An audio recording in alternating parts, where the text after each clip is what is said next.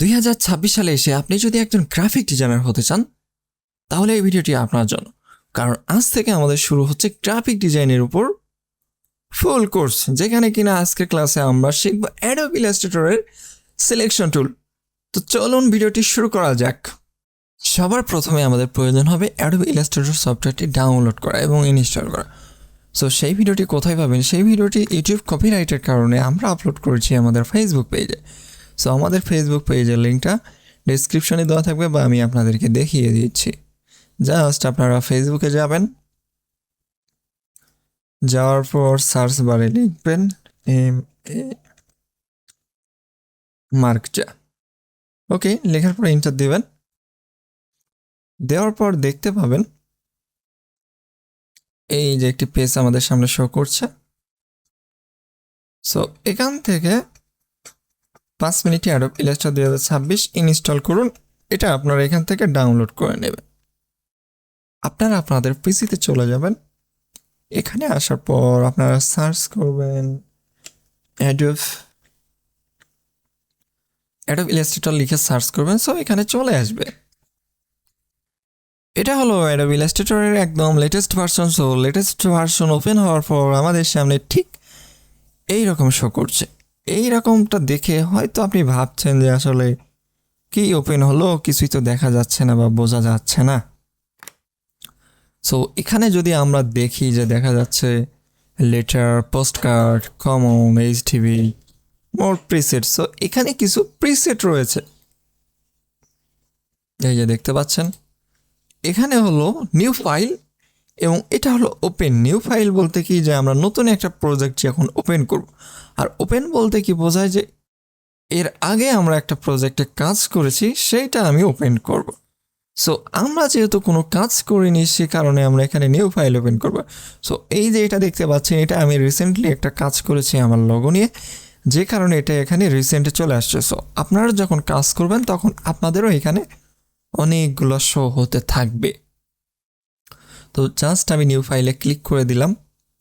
Click করে দেওয়ার পরে এখানে দেখতে পাচ্ছেন recent, saved, mobile, web, print. আচ্ছা, তাহলে এই পাশে দেখতে পাচ্ছেন যে A4, লেটার, ওয়েবলার্স। আর এখানে হলো প্রিসেট ডিটেলস। এটা হলো কি আনটাইটেল 1। এখানে হচ্ছে আপনার প্রজেক্ট নেম। তাহলে আমাদের আজকের ক্লাস হচ্ছে সিলেকশন টুল। আচ্ছা, তারপর হলো উইথ এন্ড হাইট। উইথে এখানে দেখতে পাচ্ছেন যে পয়েন্ট আছে। তো এখানে কিন্তু আমাদের বেশ কয়েকটা অপশন আছে, এই যে আমরা ড্রপ ডাউন মেনুটি দেখে বুঝতে পারছি। যেমন দেখতে পাচ্ছেন pixels, points, picas, inches, feet and inches, আর্টস, মিলিমিটার্স, সেন্টিমিটার্স, মিটার্স। সো আমরা কিন্তু ম্যাক্সিমাম টাইম পিক্সেলস এবং ইঞ্চিস নিয়ে কাজ করি, আমাদের এই দুইটাই বেশি প্রয়োজন হয়। সো আমি জাস্ট এখানে পিক্সেলটা রেখে দিলাম। পিক্সেলটা রেখে দেওয়ার পরে এখানে উইথটা আমরা চেঞ্জ করতে পারবো, হাইটটা চেঞ্জ করতে পারবো। জাস্ট আমি 1080 রেখে দিই। আমি কিন্তু এটা একটা ব্ল্যাঙ্ক একটা সাইজ নিচ্ছি। এই সাইজে আমাদের ফেসবুকের পোস্টগুলো কিন্তু হয়ে থাকে 1080। ওকে, আর এখানে আর্টবোর্ড আছে একটা। আচ্ছা, আর্টবোর্ড তো আপনারা বুঝবেন না, সো সেই ক্ষেত্রে এইটা আমি পরের ভিডিওতে দেখাবো। ব্লেড, টপ, বটম, এগুলো আমরা যখন বিজনেস কার্ড ডিজাইন করব তখন আমি আপনাদেরকে দেখাবো। ব্যাকগ্রাউন্ড ট্রান্সপারেন্ট, এটা সবসময় আপনারা ডিফল্ট রাখবেন, ঠিক আছে। এরপর আসে কালার মোড।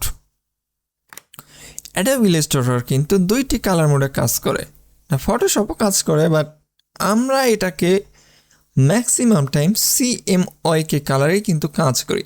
CMYK হলো সায়ান, ম্যাজেন্টা, ইয়েলো অ্যান্ড কি ব্ল্যাক কালার।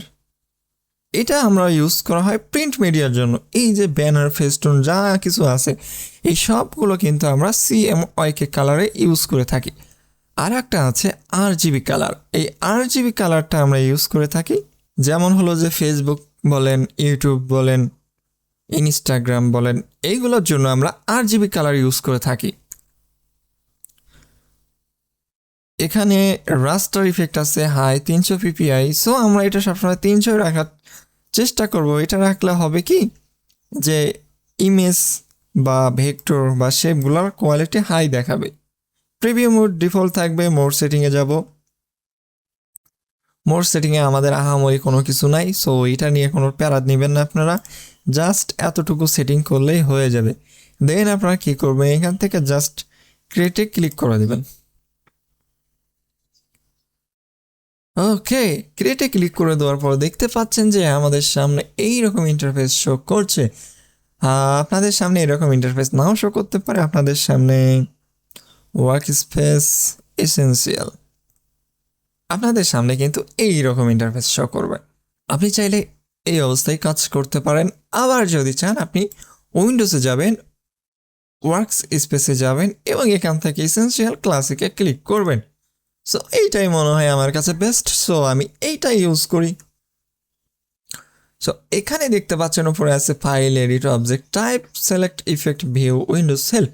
সো এখানে যতগুলো ইফেক্ট আছে, যতগুলো টাইটেল আছে বা যতগুলো যা কিছু আছে, আমরা কিন্তু সব কিছু ধাপে ধাপে সব কিছু শিখব। আজকে আমাদের ক্লাসের টপিকটা হলো সিলেকশন টুল।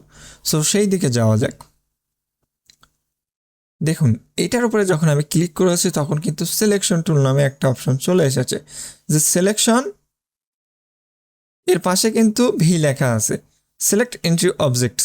যদি আমরা ভি ক্লিক করি, কিবোর্ড থেকে যদি জাস্ট ভি ক্লিক করলাম, দেখুন ওই যে সিলেকশন টুলটা কিন্তু কাজ করলো।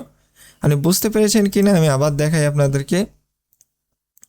আচ্ছা দেখুন, আমি এইটাতে রাখছি ক্লিক দিয়ে। এখন আমি যদি জাস্ট কিবোর্ড থেকে ভিতে ক্লিক করি তাহলে কিন্তু এটা কিন্তু শিফট হয়ে যাচ্ছে। ঠিক আছে, তো দেখা যাক সিলেকশনটা টুলটা কিভাবে কাজ করে। সিলেকশন টুল তো আমি যদি বলি জাস্ট এভাবে দেখাবো তাহলে তো সম্ভব না। এর কারণে আমাদেরকে নিতে হবে শেপ নিতে হবে। জাস্ট আমরা রেক্ট্যাঙ্গেল শেপ নিচ্ছি। এগুলোর উপরে কিন্তু ডিটেলস ক্লাস হবে। ঠিক আছে, আমি যখন এই শেপটা নিচ্ছি, আচ্ছা নিলাম একটা শেপ নিলাম, জাস্ট কালারটা আমি অন্য একটা কালার নিই যেন আমাদের বুঝতে সুবিধা হয়। আর এখান থেকে স্ট্রোকটা আমরা আপাতত অফ রাখছি। আচ্ছা, আপনারা দেখতে পাচ্ছেন যে আমরা কিন্তু একটা শেপ ক্রিয়েট করেছি।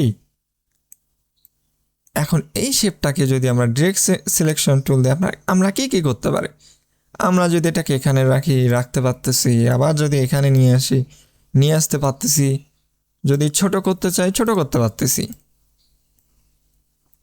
যেমন খুশি যেভাবে ইচ্ছা আমরা কিন্তু একটি শেপকে নড়াচড়া একটু পারফেক্ট শেপিংয়ের জন্য আমরা কিন্তু এই সিলেকশন টুলটা কাজ করে থাকে।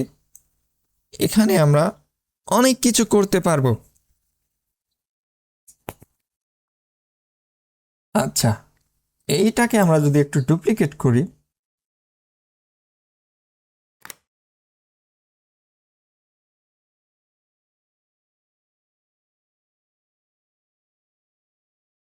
এই পাশে এসে আবার পেস্ট করে দিচ্ছি, তাহলে হলো কি যে এখানে কিন্তু আমাদের দুইটা হয়ে গেল, এই দুইটা শেপ। তাহলে এই ডিরেক্ট সিলেকশন টুল দিয়ে আমরা কিন্তু এটাকে নড়াচড়া এইগুলো করতে পারতেছি। তবে আপনাদেরকে একটা কথা বলে রাখি, অ্যাডোবি ইলাস্ট্রেটর বা যে কোনো সফটওয়্যার বলেন না কেন, আপনাকে অ্যালাইনমেন্ট ধরে কাজ করতে হবে। আপনি যদি অ্যালাইনমেন্ট ঠিক না রাখেন তাহলে একটা ডিজাইন কখনো পূর্ণতা পাবে না। সো এখানে আমি একটা বিষয় আপনাদেরকে বলতে ভুলেই গিয়েছি যে এটা হচ্ছে আমাদের আর্টবোর্ড।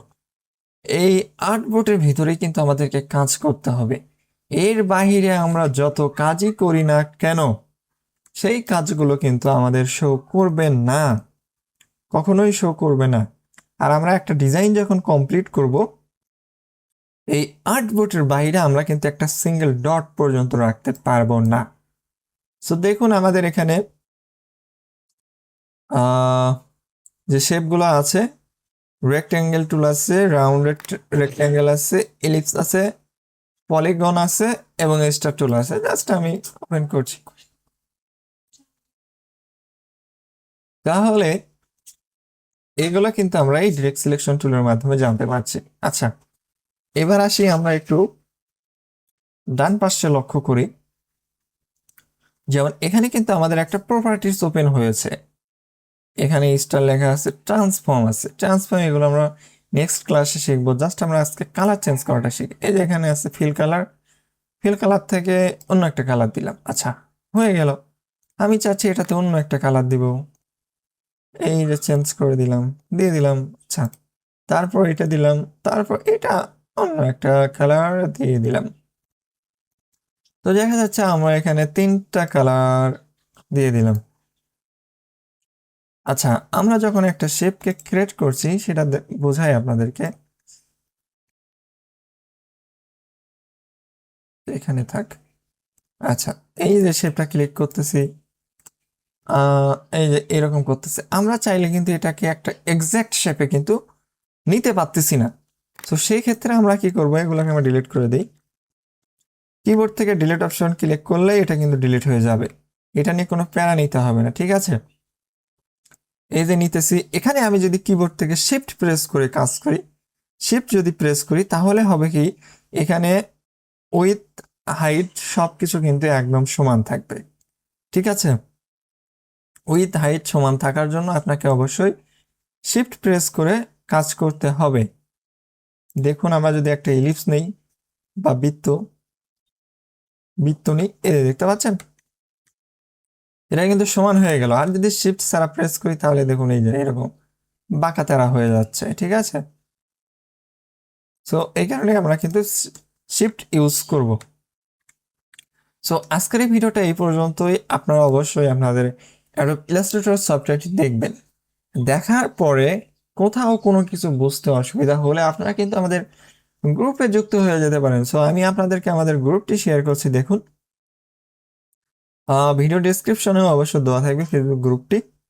আমাদের গ্রুপটি, আমাদের কমিউনিটিটি একদম নতুন, তো অবশ্যই যুক্ত হয়ে যাবেন। দেখুন মার্কচা কমিউনিটি, এইটা লিখে সার্চ করলে কিন্তু আপনারা আমাদের এই গ্রুপে যুক্ত হয়ে যেতে পারবেন। এখানে কিন্তু আপনাদের যত সকল সমস্যা আছে সবকিছু শেয়ার করতে পারবেন। আমরা অবশ্যই আপনাদেরকে হেল্প করার চেষ্টা করব যতটুকু করা সম্ভব। ঠিক আছে, তাহলে চ্যানেলটি সাবস্ক্রাইব করে দিও।